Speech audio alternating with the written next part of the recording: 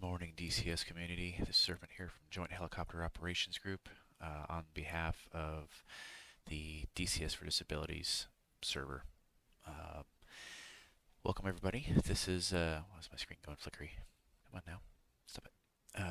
So, recently I did a video that showcased how to use this range mission, and there was some glitches involved in that, but we won't get into details on that. Thanks for watching, and if you did, this one will hopefully eliminate some of that those issues. Let me go ahead and turn one of these back on. They keep on flickering for some reason. But there's been a lot of questions about how to use what we built here.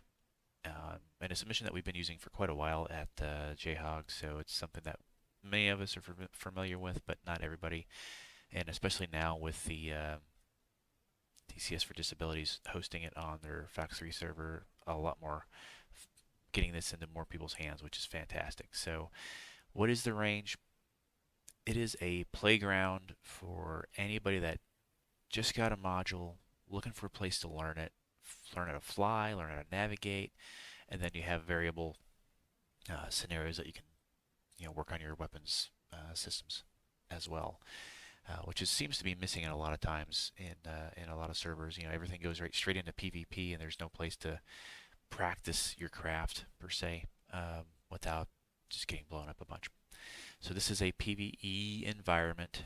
There's no PvP here unless you are doing so with your buddies. It is completely okay to coordinate doing dogfights with your buddies, or if as long as you coordinate with the other players that are involved, that you want to practice. Hey, I want to practice this with a player. Go for it. You guys have fun. Just don't do that with unsolicited folks that are either practicing something else on the range.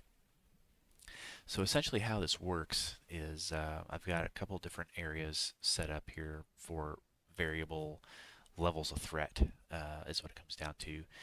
We'll go down to show you the list here. Basically in alpha, these are known locations for LZs.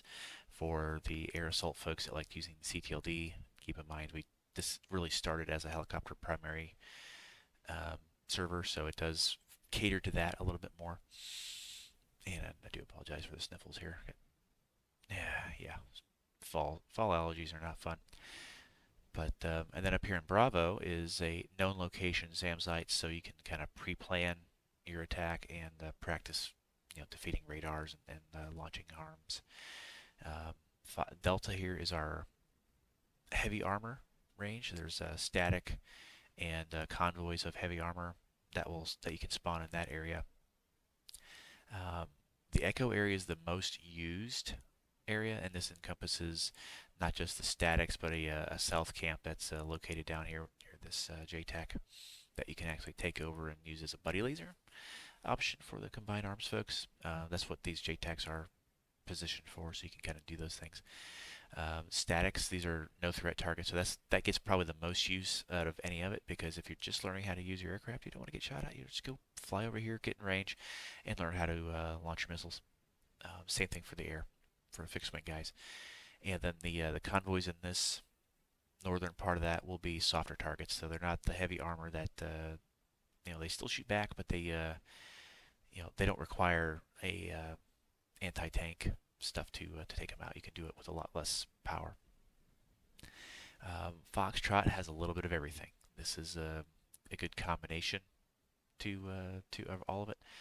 And there are also several FARPs for our Helo guys, so you don't have to fly all the way back to home base here at Charlie to get rearmed up. Those locations are also shown on the TSD and the Apaches if you're flying that one. But so essentially how this works is under the communications menu, you'll see a category other.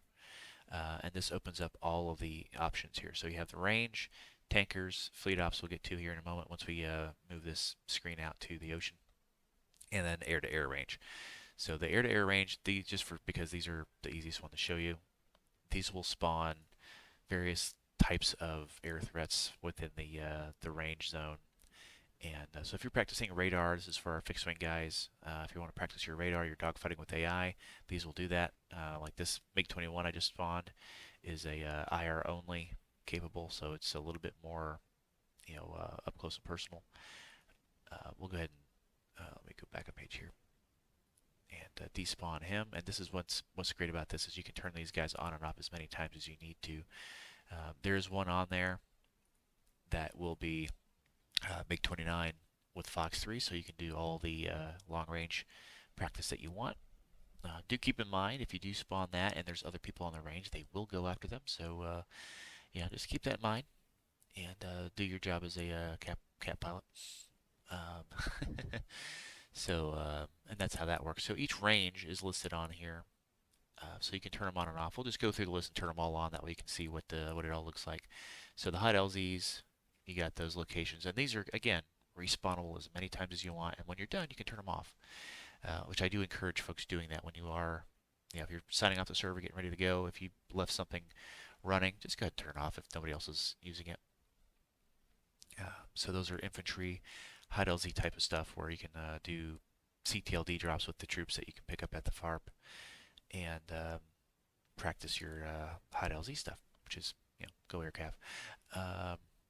Bravo is our SAM site, so we got those. Now those are, if you see on the map here, there is markers on the map already. Those are drawn objects. Those are not the actual objects.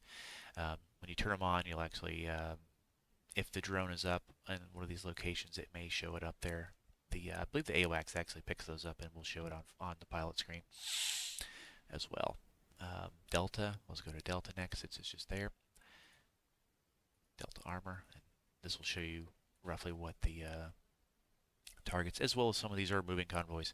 So with Delta, Delta, Echo, and Foxtrot both have accompanied drones that will work with them. So if you're using the Kiowa, you can use the L2 MUM system and tune into that and get target data and see the feed, which is really fun. That is probably one of the coolest new features in DCS.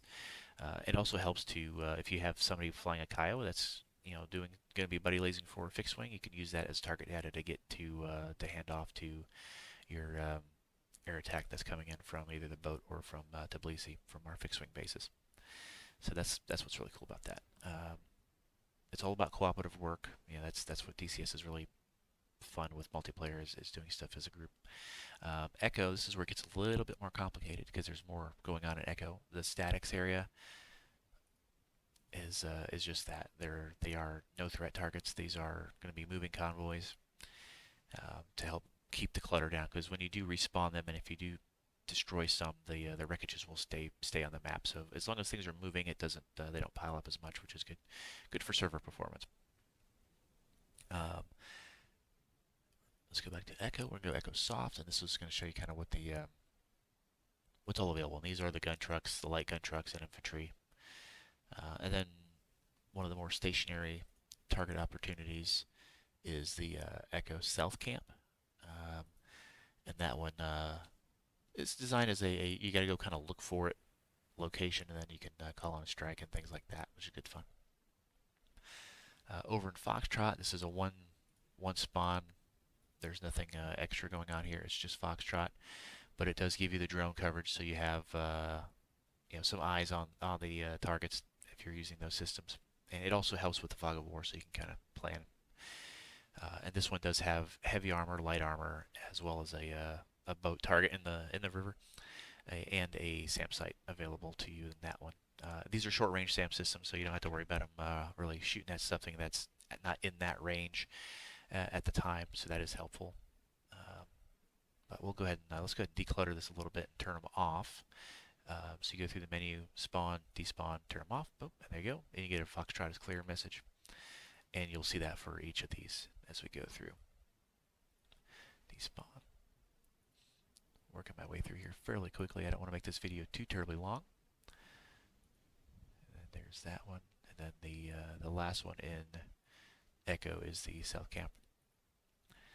Unfortunately, there's no way to control the order in which these menus pop up on here. It's kind of the scripting piece of that, but you gotta kind of make sure you read what you're clicking on first. Despawn that. And again, you can do this as many times as you need to practice whatever you want to practice. And we'll get the alpha all clear. So now the range is cold. So the same thing can be done for the tankers. These are the over-the-range tankers. So you have a slow KC-135 for those A10 guys, and the TACAN is in the name. So you have a quick, easy way to figure out what TACAN they're on. And we'll just go ahead and spawn all these. And they don't conflict with each other. They do fly at different altitudes, but they do stay within the range. So just keep that in mind. And for the sake of the AI assets, these are all set to invisible and immortal. So the red AI that you spawn in here won't attack our tankers and take them out, which is helpful. And the same thing, you can turn these guys off when you're done. I do recommend turning these guys on like before you're taking off. That way, if you know you're going to use them, they're ready and ready to go for you. That way you can start tracking their TACANs prior to tankers and despawn. So there's that part done. So what we have available on here, we've got all the helos in DCS, as well as the UH-60, the OH-6, the A4, and the Bronco mods available. No requirements to join the server. Those are all turned off. But we also have every fixed wing available except for the prop warbirds. There are a handful of Yak 52s and Christian Eagles on here for you aerobatic guys who want to go goof off a little bit just for fun. I may add some warbirds to it, but I feel like that's better suited for a Normandy map for those. Now, not to be disincluded is the range for the Navy guys. Let's take it out over here over the boat. And let's zoom this out a little bit here so we can see what's going on. So I've got several different tankers up as well as AWACS, and the boat spawns both the super carrier and the Taro up for the Harrier folks, because I like the Harrier. Harrier's my jet, not gonna lie. But what you get with this is let me see if I can find a good spot to put the menu here so you can see that. That ain't gonna work. Hang on. That works a little better. Fleet Ops, you get a couple different options here. Fleet Ops Basic, and this will give you essentially 4 anti-ship flights that are coming in to attack the boats. So you got to go stop them, and the information is populated there. That is the easy mode as it goes, and I'll go turn those guys off because otherwise it gets a little cluttered. And then there is the Fleet Ops Fleet Defense Team. I do recommend taking a buddy for this one. This is the same 4 aircraft that are going for the boat, but it has escorted by Fox3 capable aircraft as well. So you have to be a little bit more judicious. I'm not going to even try saying it. You know what I mean. Plan ahead and bring a buddy because it is a challenge. And we'll go ahead and despawn those guys. And then I've recently added a Fleet Defense ship strike, so you can practice going up against a boat. So you can practice those things like the surface radars and the harpoons and the stuff like that that all the Navy guys want to practice with for ship strikes. So you have everything available to you, really. We'll leave that guy on just for now. But what I do want to describe a little bit here is it's an unfortunate thing with DCS and these text boxes. They don't stay the same size. They stay the same size. So when I zoom in and out, you can't make a legend that actually shows you what you're looking at. But this legend here does kind of describe what's going on, what the common SRS frequency is, kind of how to use it using the F10 menu. But there is also some details as well. So you got the range. Our friendly operating base here is forward operating base, but you know what I mean. This is our home base in the range here, and that's got all the spawns. But if I zoom in, let's go to this real quick. And so what you'll see here is all the locations available, and everything in the blue. Those areas. If you see a marked tire, good chances those are going to be spawn locations where another aircraft could spawn in on top of you. So just keep that in mind. The green rearming area over here is free of spawns. It is the place that you want to come back to rearm. I shut down there often enough too as well. And then the yellow zone, which is by these C-130s over here, this is the same yellow zone that you'll see at Kutaisi and at Tbilisi, at the other bases where the Chinooks are stationed. These are available for CTLD crate pickups and logistics. So you can go if you, I mean, granted, this is a 6-hour mission run. Currently, we may switch it to 12 for this new server, uh, just to make sure that you can do this a little bit more effectively. But that allows you to place and build forces out on the range, which is what a lot of folks tend to do, especially with the UH-60 mod because it doesn't have any weapons. Well, you can drop troops and put them in the areas where the units spawn and turn on the range and kind of sit back and watch the infantry go to town, which is kind of fun. It's a neat way to interact with these aircraft that don't have weapon capabilities because they're a mod, unfortunately.